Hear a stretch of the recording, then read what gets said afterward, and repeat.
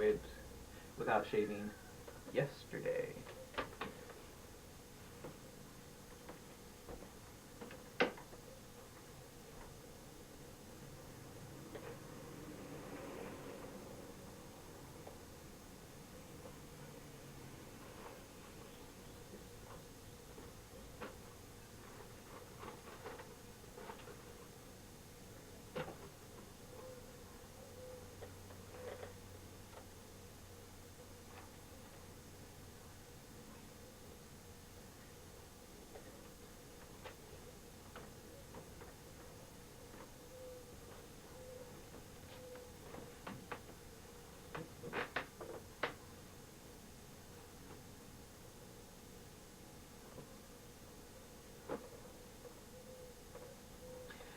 Anyway,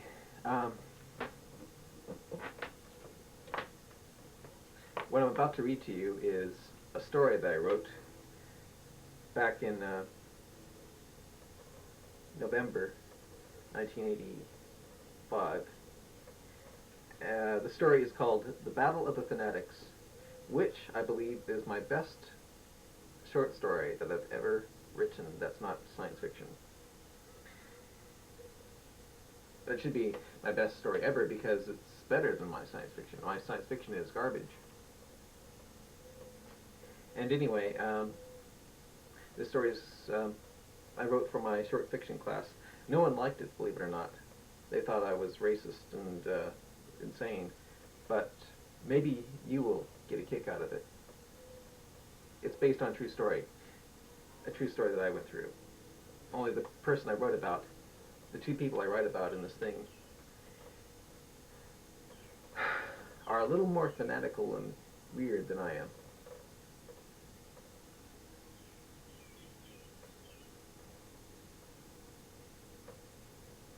It starts off like this. It was a cold day by the bay as the fog drifted quickly past the top of the city's skyscrapers, and William Westfield watched the construction workers hammer away at the steel girders as the fog blew past them in the wind. Westfield felt small in the heart of San Francisco. City life was a new thing to him, being that he was from a small town, and the sights and crowdedness of this city made him feel unimportant. He wasn't used to culture shocks. Westfield was a theology major at the University of California.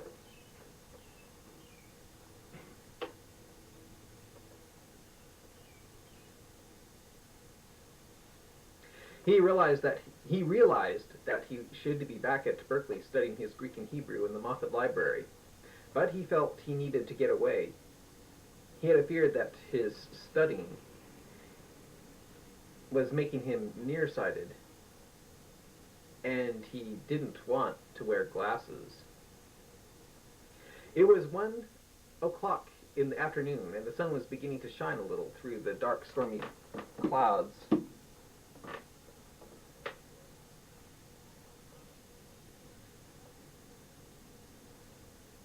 I seem to be having interruptions in my video.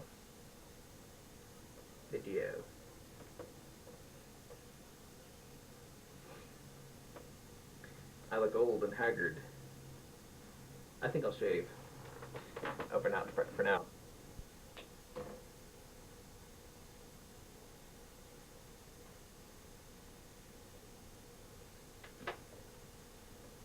I shall try again now that I've shaved for my video thing. Okay.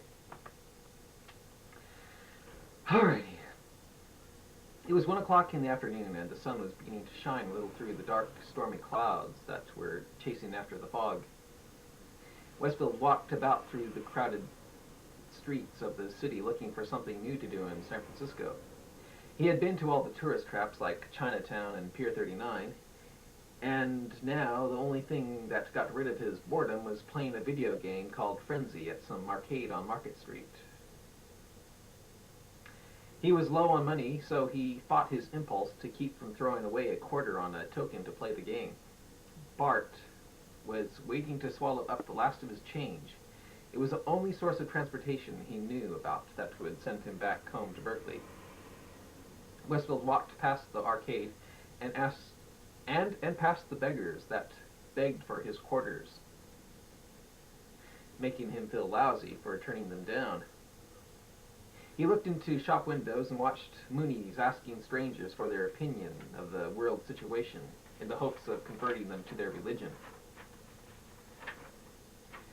At about 2 p.m., Westfield decided that he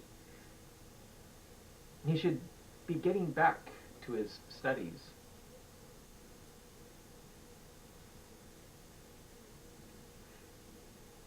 Westfield walked to the BART station when he felt something touch his shoulder.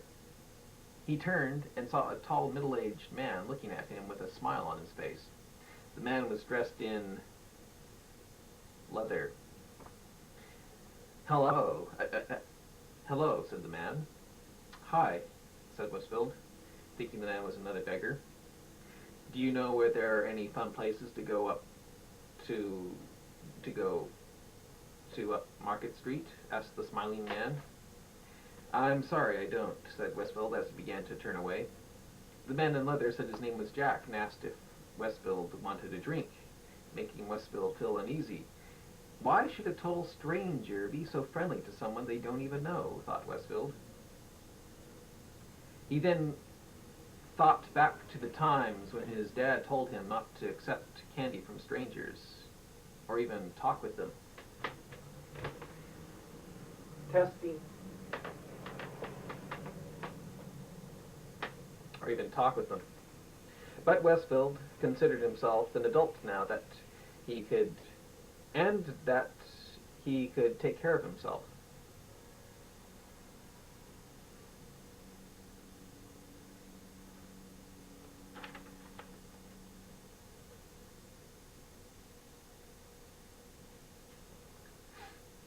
Besides, Westfield thought his black belt in karate could protect him from this man if he turned out to be